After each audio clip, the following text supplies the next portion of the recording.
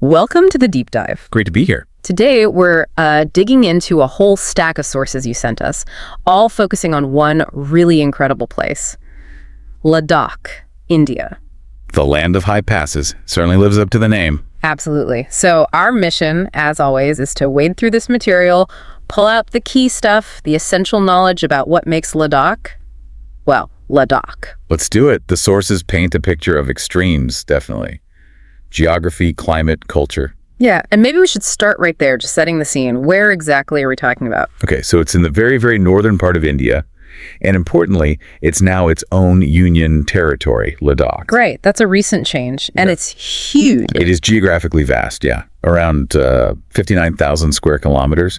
But the defining thing really is the altitude. The sources constantly bring this up. How high are we talking? We're talking seriously high. It ranges from about 2,500 meters, so maybe 8,000 feet or so, right up to over 7,000 meters. That's Himalayan scale. Wow. Just thinking about that altitude. So who actually lives in this huge, high place? Not densely populated, I imagine. And extremely sparse, actually. Only around 300,000 people in that whole area. Okay. And the sources are clear. The vast majority belong to Buddhist communities. That's central to understanding Ladakh. Which naturally leads to the languages spoken there. Exactly. Ladakhi is a Tibetan dialect, essentially. But you'll also hear Hindi, Urdu, and English is pretty common too, especially in towns and tourism areas. Interesting mix. And it has two capitals, or administrative centers. Yeah, that's right. Leh is the summer capital. But in winter, things shift to Kargil for administrative purposes. Why the split? It's purely down to the climate. The pass is close. Access becomes incredibly difficult in winter. So having that winter base in Kargil makes practical sense. Okay, that climate. Let's dive into that and the geography. It's sort of squeezed between massive mountain ranges, isn't it? Right. You've got the Karakoram Range to the north, the main Himalayan range to the south, and the Zanskar Range as well. It's proper mountain territory. And the landscape itself, what's the feel the sources give? It's often described as starkly beautiful. Think high-altitude deserts, really dramatic, rugged mountains, and these incredibly clear, piercing blue skies. Because it's so dry. Precisely. Very little moisture in the air, which brings us to the desert aspect. Yeah, you mentioned high-altitude desert, but this isn't sand dunes and heat, is it? This is where it gets really interesting. No, not at all. That's the key thing the sources highlight. It's a cold desert. Winters are brutal. Temperatures can drop below minus 30 Celsius, even colder in some spots. Minus 30. Yeah, and summers are short, maybe mild, but brief. The defining factor is the lack of precipitation. It's incredibly arid, a dry, cold desert environment. Desolate, freezing, high. Sounds challenging. How did people even settle there? Let's shift to the history. Well, what's fascinating is, despite the remoteness, Ladakh wasn't isolated historically. The sources show it was actually a really important crossroads. A crossroads for what? Trade. Exactly. A key part of the old trade routes connecting Tibet, Central Asia, and India. Goods moved through, but so did ideas and culture. And that's the connection to Tibetan Buddhism. That's the main channel, yes. Buddhism came primarily from Tibet.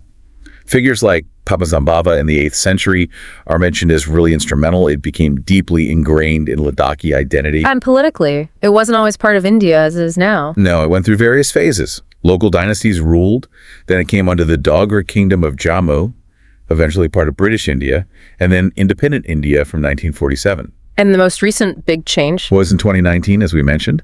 Becoming a separate union territory, splitting off from Jammu and Kashmir. That's a really significant administrative and political shift, the sources note. So that history, especially the deep connection with Tibetan Buddhist culture, really shapes life today, doesn't it? Let's talk about that culture and community. Absolutely. It's the dominant influence. And you see it most obviously in the monasteries, the gompas. They're everywhere. Like Hemis, Thixi, Diskit, those famous ones. Those are some of the major ones, yeah.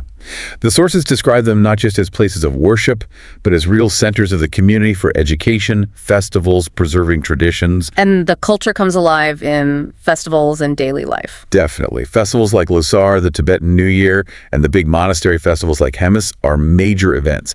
Traditional dress, music, dance. It's all deeply woven into that Buddhist heritage. But it's not exclusively Buddhist, right? The sources mention other groups. Correct. It's important to remember there are minority Muslim communities too.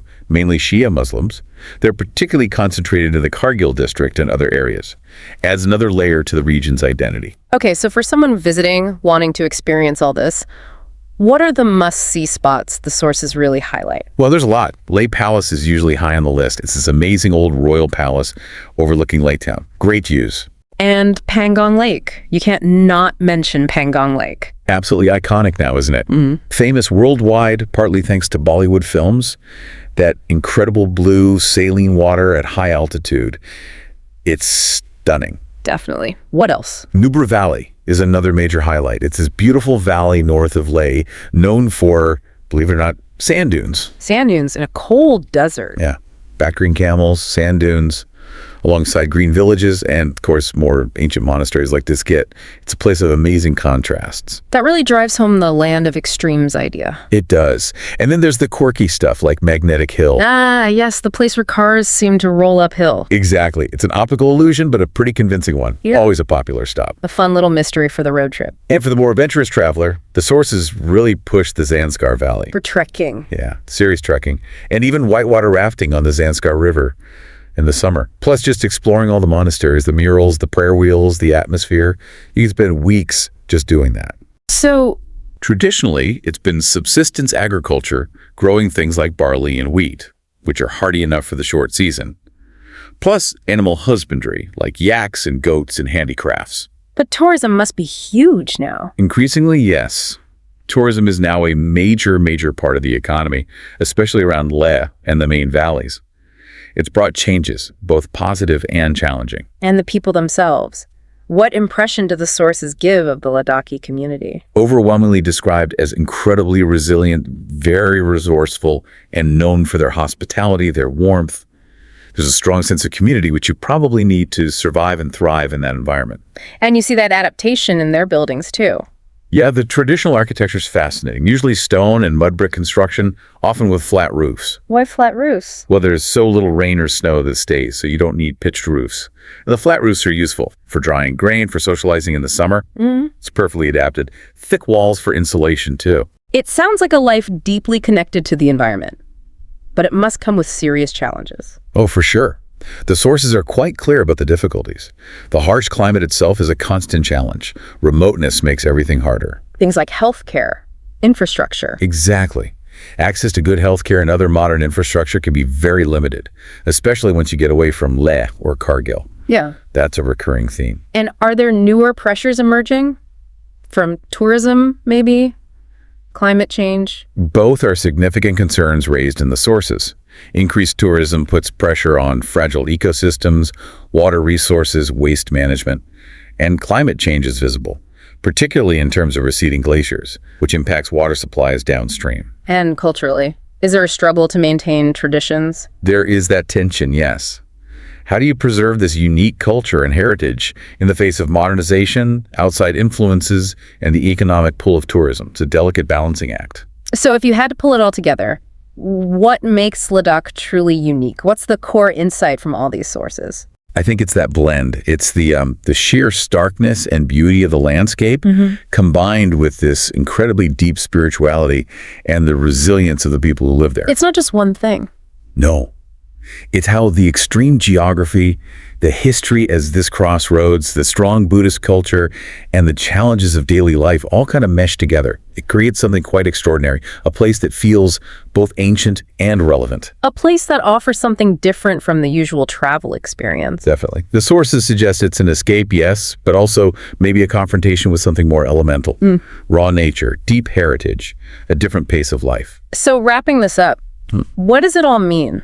We've journeyed through these sources, exploring Ladakh from its highest passes and its unique cold desert climate to its centuries-old Buddhist traditions, the monasteries, the festivals, and the very real challenges its people face today.